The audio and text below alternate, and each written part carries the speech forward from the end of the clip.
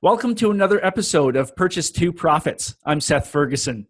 Make sure you hit the subscribe button and ring the bell so you don't miss our daily interviews with successful real estate investors. Our guest today is a former professional hockey player turned real estate investor. He now controls a portfolio of over 650 units worth more than $78 million and is a member of the Forbes Real Estate Council. Scott Morongell is founder and CEO of Morongell Capital. Scott, welcome to Purchase to Profits. It's great to have you on the show. Thanks for having me, Seth. Yeah, I'm really looking forward to this. Maybe you can throw in a couple hockey stories along the way. Oh, yeah, absolutely. Yeah, that's great. So to kick things off, do you want to tell us a little bit about your real estate goals right now? Yeah, so I think right now, as we all kind of know in the space, is the market's hot and obviously it's localized. But overall, I think my real estate investment goals is to really protect our investors and to make wise decisions moving forward, and to stick to our process and to our underwriting, and to make sure what we're buying is going to produce at the end of the day for our investors. So off the top of my head and what we've written down on paper is kind of set aside, and our investors come first, regardless of a unit count that we would like to acquire here in 2019. Yeah. And your company has had tremendous growth in the past 6 months in terms of your assets under management. Did you have, I know you just said you didn't have a unit count in mind. Like, what was driving that? Like, did you have a dollar volume you wanted to hit?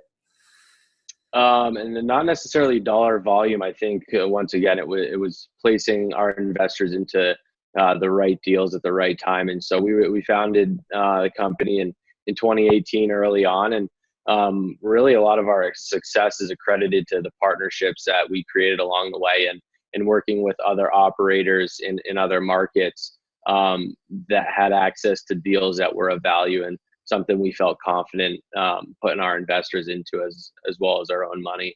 Yeah, for sure. So right now, like, what are your plans over the next year or two in terms of growth? Like, do you have any targets you want to hit?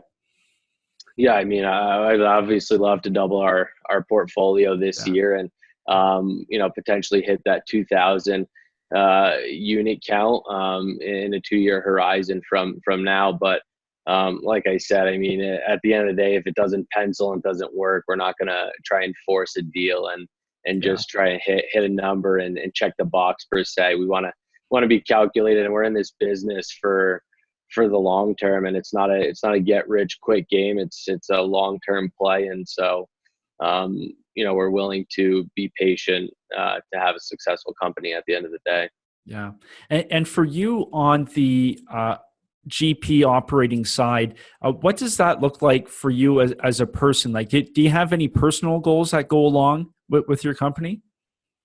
Yeah, so my personal goals, I mean, I obviously invest alongside our investors, and it's really to create passive income. That's why I got into the business in the first place. And so the more passive income I can create, it starts to offset the liabilities that we have in our lives, whether it's cars or houses or what, vacations, trips. I mean, that's ultimately the goal, is to have money working for us and not have to trade our time for dollars at the end of the day. So, I would obviously love to keep growing my own personal portfolio, as well as the company's, in order to achieve financial freedom. Yeah. And what does financial freedom look like for you? Like, have you figured out what that entails? Yeah, good question. I mean, I obviously, for myself, it's really, like I said, to have my passive income at a greater value than my current spending and the lifestyle that we have right now. And it's not to have millions and millions of dollars just sitting around and to be able to spend it. It's more of just to be able to not trade time for dollars at a point. And for the business, it's a little bit different. I obviously have some lofty expectations being younger, getting into it, where I think we can definitely grow a portfolio and have a nice large number of units backing us, and to control some serious real estate throughout the Southeast as we grow. Yeah. And you mentioned you started the company in 2018. So what did your daily goals or daily processes look like as you were starting this company from scratch? Yeah, so it started out with honestly just figuring out and making sure that this was what I was kind of called to do, and it really started up the same time as the fast that was going on with our church, and it was something that I was contemplating doing, and I looked in all the avenues of real estate, and a lot of them were the get rich quick type scheme, whether it was wholesaling or flipping or whatever it was. But at the end of the day, the second the music stops there, the dollars don't come in the door anymore. And it's essentially a job, whether you are a small business owner or a large business owner, whatever you want to call it, you're really still trading essentially your time for dollars. And with this, it's a legacy play. It's a generational wealth creator, and it's a long-term game. And that's what was so attractive to me. And so once I kind of committed to doing real estate and multifamily more specifically, I knew I needed a coach and a mentor, and to not attack this process and business and learn it on my own, and to accelerate the path. And that's why I was successful in 2018, was to put the right people in my path to optimize my success. And I got that from just playing professional hockey and hiring the right coaches in the off season. For me, it was skating and stick handling, shooting type coaches, and I adopted that into the business world. And whatever you're doing, you obviously don't want to attack it alone. And so you want to put the right people around you to achieve success. Yeah. And lots of our viewers have experience in real estate, but may not have experience on the syndication multifamily side.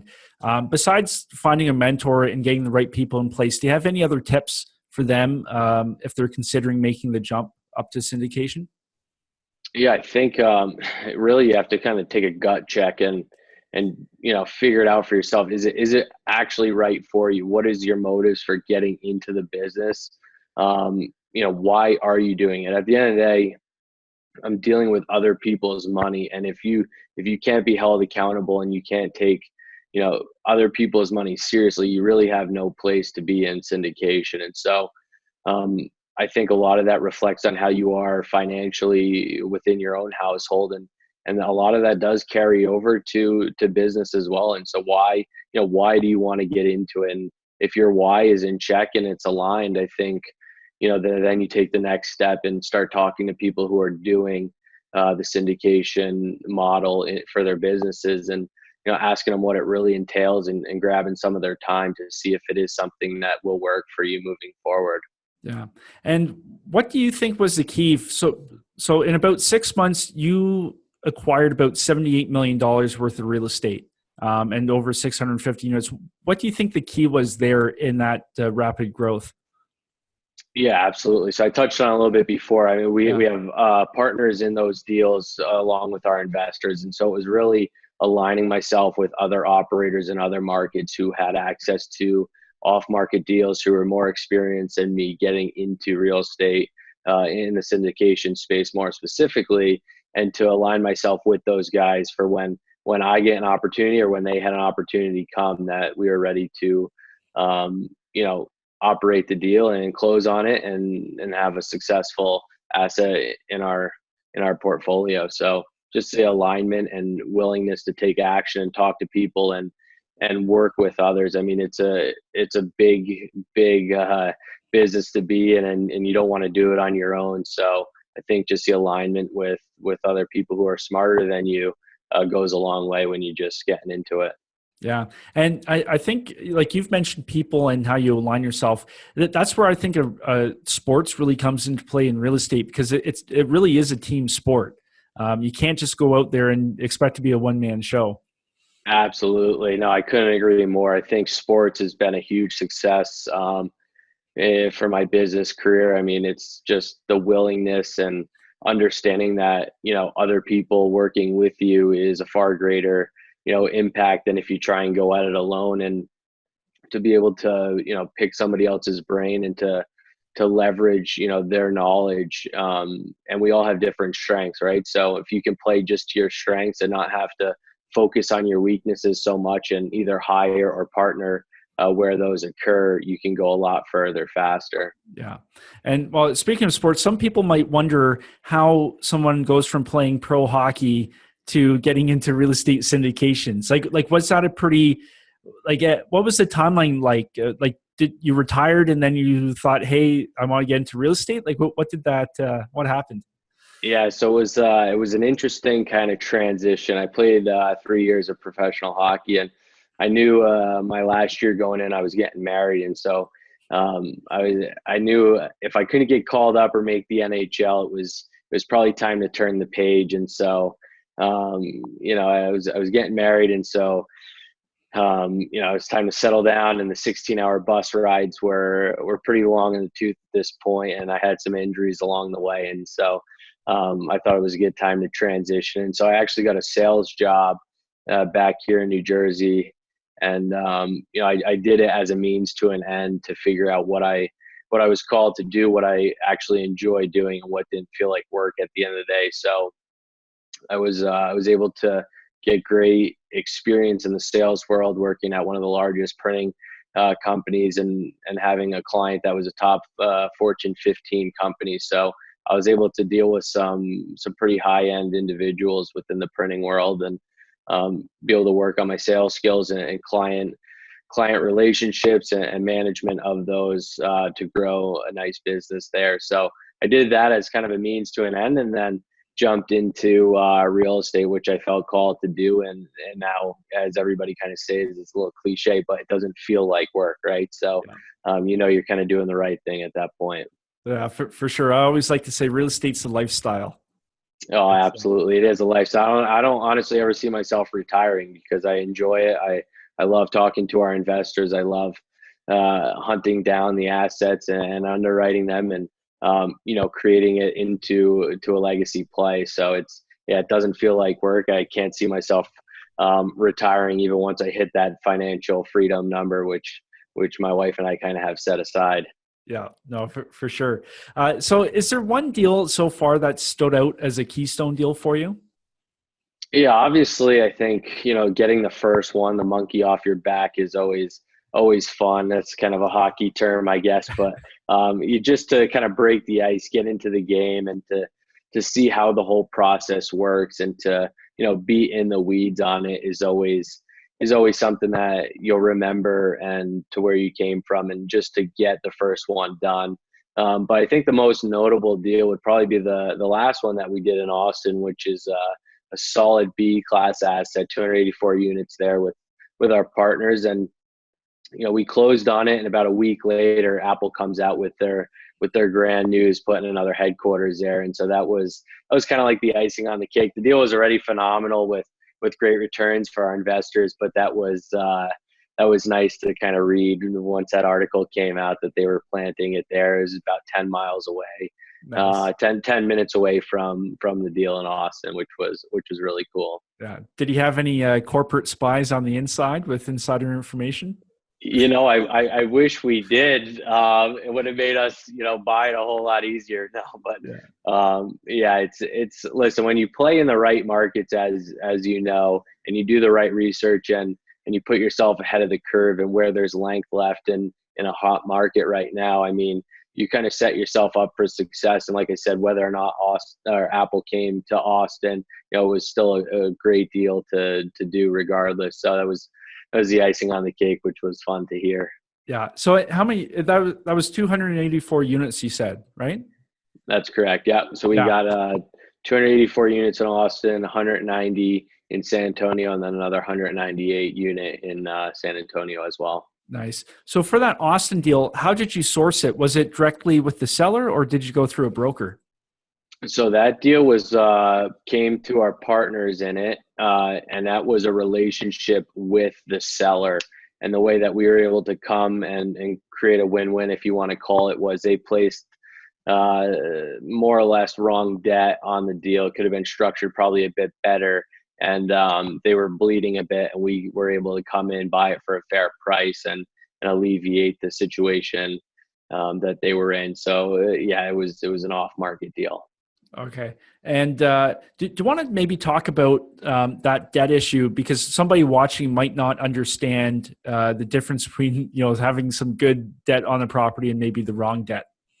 Yeah, absolutely. So there's a typical gold standard, which would be Fannie and Freddie, and then You can get bridge financing. And so for Fannie and Freddie, there's obviously thresholds that you have to qualify for with physical occupancy. And so it has to be, roughly over 90%, unless you can submit a form and get qualified for roughly 88 to 89 if you have to pull some strings. But, roughly if it's under 90% occupied, you are going to have to go with a bridge type form of debt in order to increase your occupancy and then transfer into something as you move forward. But that being said, not every property that's over 90% is necessarily the right fit for agency debt with either Fannie or Freddie. And so I really think it depends on the market, depends on how long you want to hold the asset for, where we're at in the cycle overall. And really, what are you trying to do with it? What is your exit strategy? And so, there's lots of quality operators out there who don't touch Fannie or Freddie, even if it is over 90%. And so it really depends on what your strategy is with that asset to place a certain debt on there, because Fannie and Freddie, they sound great, but you have a prepayment penalty or some step down, and it could cost you upwards of $1 million or more to get out of a loan early. And when you start factoring that in on an early exit, you may be forced to hold it instead of get out at the right time once you've created your value add, which is a space that we play in. So it's not always the gold standard or the perfect fit. Likely a lot of times it is, but I think you just have to be aware and model it both ways to see what makes sense and really give yourself the most flexibility and for the hold that you're looking to do on it. Yeah. And with the Austin deal, the owners had the wrong debt on the property, but what actually stood out for you in terms of, like, was there a good value add component with this deal? Like what stood out when you first looked at it? Yeah, so that deal, there's obviously a nice value at play. All we will buy is B and C class assets, and it has to have some component to it of value add. It doesn't have to be a heavy renovation where we're putting $7,500 to $12,000 a door in, but it has to have a story to it. And some of the ways to increase the value and to have a value add play is, just from the operating side of things is, what kind of management company was in there prior to, and are we able to increase any of the efficiencies to ultimately increase the NOI at the end of the day. But for that deal, it is a bit newer asset compared to what we're used to buying. It's a 2002. And it doesn't have as quick of a value add play, and that's why we're projecting to hold it roughly around 7 years. And so we're going to model that a little bit differently than the other assets that we have because it is a bit newer, and we're able to come in and do 3 different types of renovation packages to see what the market likes and is accommodating, and where we can place the rents at the end of the day in order to achieve our pro forma and what we're looking to get out of that property. Yeah. So what, was there room to push the rents when you acquired it, or was it more just kind of operational efficiency? It was a mixture of both. Okay. So obviously their debt was an issue, like I talked about that Yeah. they had. It was floating over LIBOR, and so that was certainly a concern for them and why they initially wanted to exit. But there was for us to increase the efficiencies on the property, but there is as well room to increase the rents, and that's why we will come in and do a gold, silver, bronze type package to the property over the next 18 to 24 months and be able to increase the rents as to where we think we can get them to. So Yeah, no, for sure. And are you planning on a refi at some point, or are you just going to stick with the debt you have for the full hold period? So we'll look to refi. I mean, we never model that in our underwriting, and I hate the word conservative because it's so overused, but it is a good way to have a little bit of juice left over. And our investors know that we will look to refi once our value has been created, but we definitely don't model it. So depending on where the market's at and what we can do, we will certainly explore that opportunity. Yeah, no, for sure. And, I think you're a great guy to ask just because, you have acquired a number of properties in a short time frame. Lots of people ask about raising capital, that they're scared about how hard it's going to be. How did you find the capital raising process as a new company? Yeah, so I don't find it to be actually terribly difficult. I think you need to be prepared. I think you have to know what your avatar looks like. And so who exactly are you going after and offering these types of opportunities to? And so you want to look at yourself, right? I obviously have a hockey background, and so I have access to capital, and in maybe some sports, professional athletes could be a good one for myself. But you really have to figure out where you can hang out and how you can relate to people and what you have common goals. If you like golf, you join a golf club. There's a great way to, great place to find some capital. And it's really, if you're prepared and you go about it the right way, it's not really salesy in any way. It's more or less you're offering them an opportunity, or maybe enlightening them that it's not all about stocks, bonds, and mutual funds. And here's another avenue for you to have, a great asset that's going to pay you out quarterly or monthly, and here's all the tax advantages that go with it. A lot of people don't know that they can use 401ks and IRAs to get into these deals. And so it's really just educational and informing them on opportunities that are out there. And if they're the right person, they'll ask questions, and then you can take it another step further. But it's not a sales pitch. It's not how many people can I reach out to. It's quality over quantity for sure in this business. Yeah. And then, hey, if you join a golf course, maybe you can shave off a couple strokes off your Yeah, score. yeah, absolutely. There's always some personal gain if you're able to join a club and get a nice farmer's stand out there. Yeah, for sure. So for you right now, how have you been able to profit from real estate so far? And what does that profit look like going down the road?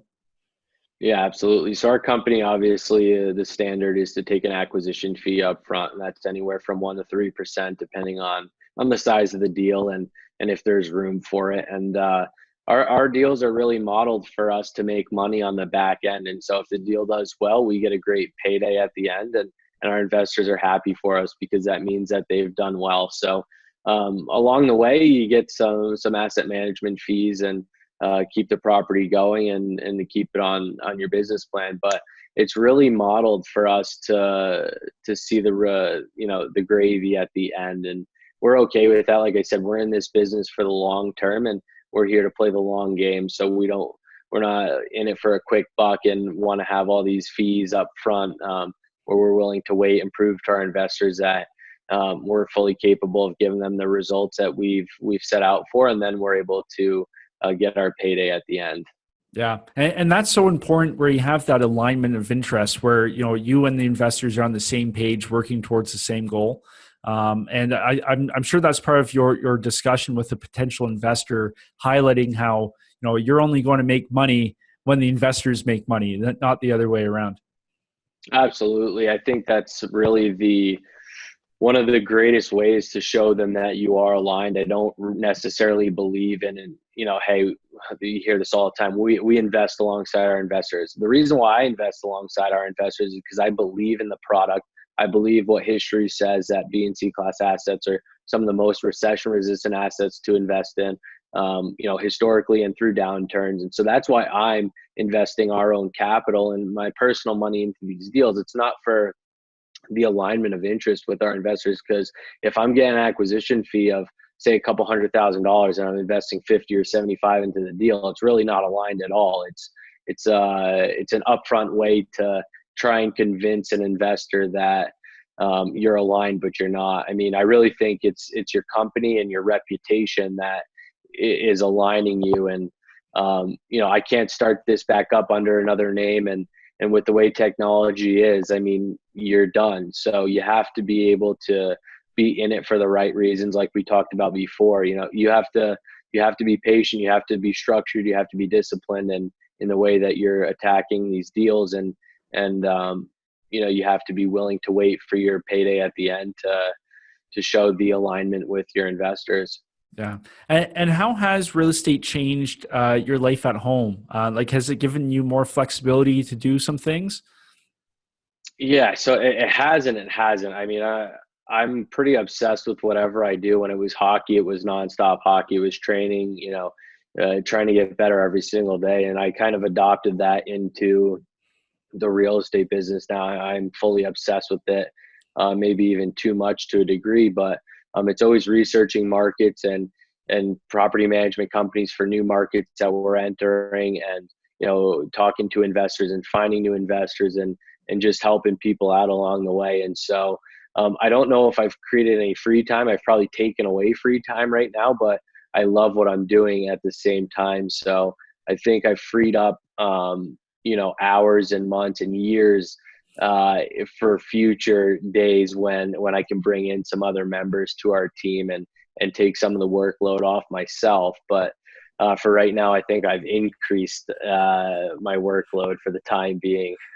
Yeah. Trust me, I've interviewed some guys who have built some pretty incredible businesses, and you hustle for 3 years, and it pays off dividends down the road for sure. Yeah, absolutely. I mean, like I said before, I can't really see myself retiring. I always want to have a hand in my company, and grow that portfolio, and to be able to impact lives. At the end of the day, our investors is the most sacred thing to our business. Without our investors, I don't have a business. I don't have anything. And so I can't impact residents if I don't have investors. And it really goes back to treating them well, and having the utmost respect for their hard-earned money and putting it into the right deals that we think can provide a great return for them. And so yeah, I always see myself as having a hand in this business and with my company at the end of the day.